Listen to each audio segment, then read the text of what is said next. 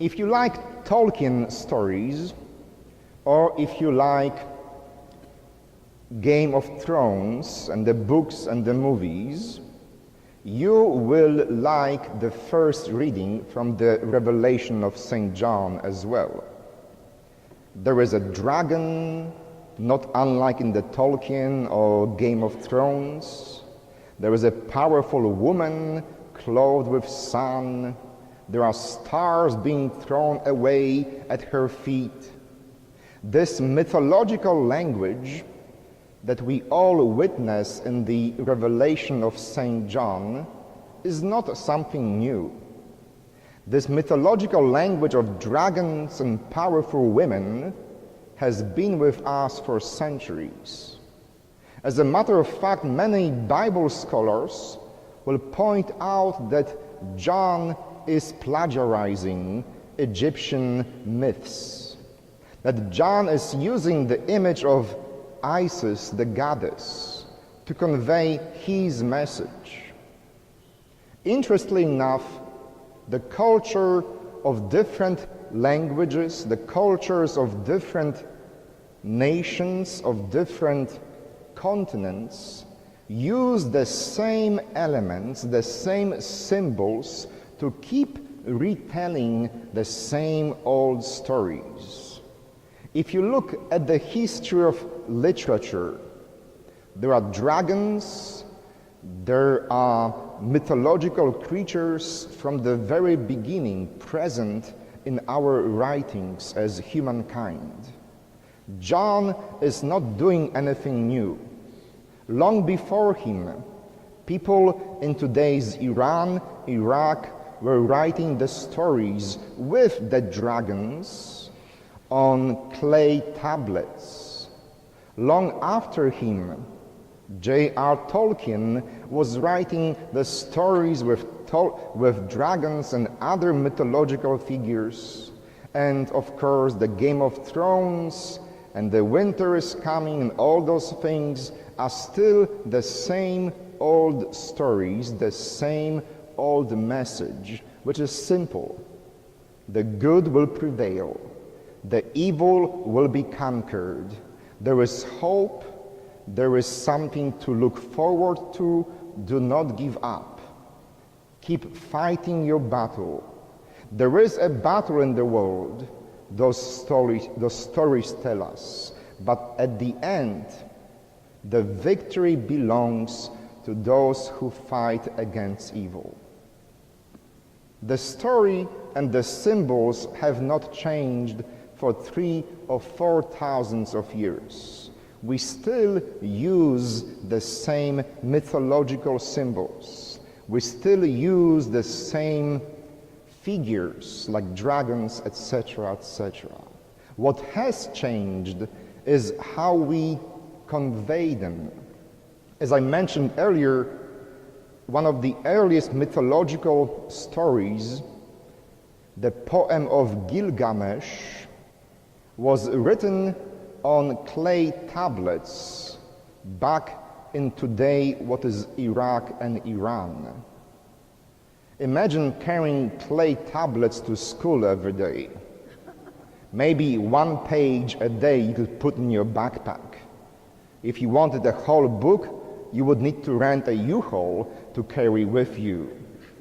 But those clay tablets back 3,000 or 4,000 years ago contained the same stories, the same mythological elements that can be found in the Bible much, much later, that can be found in our movies and TV series today. Clay tablets was the first stage in our telling of the stories. Then Egyptians come up with papyrus. You can write on it, and it's much lighter than clay tablets. Now you can carry a scroll or two with you if you are a member of the 1% of society that can read or write. From Egyptians, Jews have learned how to use papyrus and the scrolls. So the Bible is created on the scrolls and kept in Jewish synagogues starting around 2nd century before Christ. And then eventually we cut the scrolls, put them together as books. Eventually we invent the print. And eventually in the 21st century we have made a full circle and used tablets again. Maybe not clay tablets, but we still call them tablets, don't we? The history made a full circle from clay tablets to Apple tablets or Samsung tablets. We still use the tablets today to tell the same old stories. Funny thing is that we use tablets and dragons 40, 50 centuries later.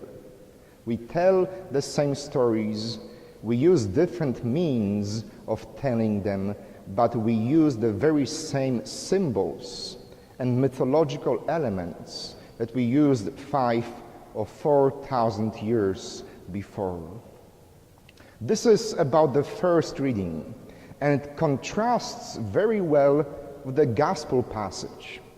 You see, in the Apocalypse and the Revelation of St. John, we have this powerful woman, this dragon fighting with her.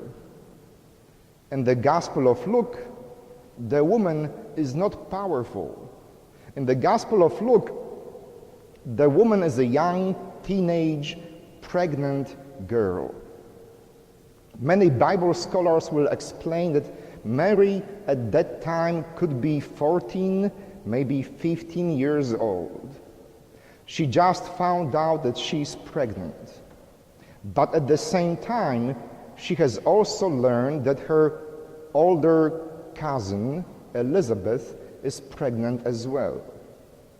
And older back then was about 40 years old. If you lived to be 40, you were really ancient 2,000 years ago. So Mary has learned that her old cousin Elizabeth is pregnant. What does she do? Without thinking, without much ado about it, she goes out to help her. She thinks to herself, Elizabeth, who is in her 40s, will be exhausted with the pregnancy. I will go and give her a hand. Maybe she will need her feet massaged once in a while. Maybe she will need some hope and help around home with all the household chores. I will go and give her a hand. Mary, unlike the powerful woman from the first reading, is not doing anything extraordinary. Mary is going to her cousin and being of help. Mary makes a simple choice to do what is right. It doesn't matter if Mary was Christian or Jewish or Muslim or Buddhist or anything else. Mary makes a simple choice to follow her conscience and do what is right. A very beautiful contrast with the first reading. Nothing mythological, nothing spectacular, just a simple pregnant girl in her first trimester trying to help her elderly cousin who was about to have a baby. A simple girl who does what is right. Today, as we celebrate the Feast of Dormition, we may want to ask ourselves, what do I do to be in heaven? How can I achieve the same goal as Mary did? What can I do to be in heaven with Mary and Jesus? And the answer from the gospel is easy. Do what is right. Don't think much about it. Listen to the voice of the conscience in your heart and do what is right. Be of help to people. If you see someone in need, go ahead and help them. Don't ask questions whether or not they are Christians or Polish or Buddhist. Just do what is right. A few days ago, I read a beautiful statement. It said that what makes us good people, what makes us holy people, is not what we believe in, but what we do every day. At the end, it doesn't matter which mythological creatures you believe in. At the end, it doesn't matter if you like the dragons or the dwarves or the baby in a desert. Those are good symbols to convey a message. But this message doesn't make you a good person. What makes you a good person is doing what Mary did. When you see someone in need, when you see someone who could use a hand, go ahead and help them. Be a good person not because of what you believe, but because of what you do. At the end, if you want to be in heaven with Mary, with Jesus, and with so many other saints, you don't need to believe in something. You have to do something good. Amen.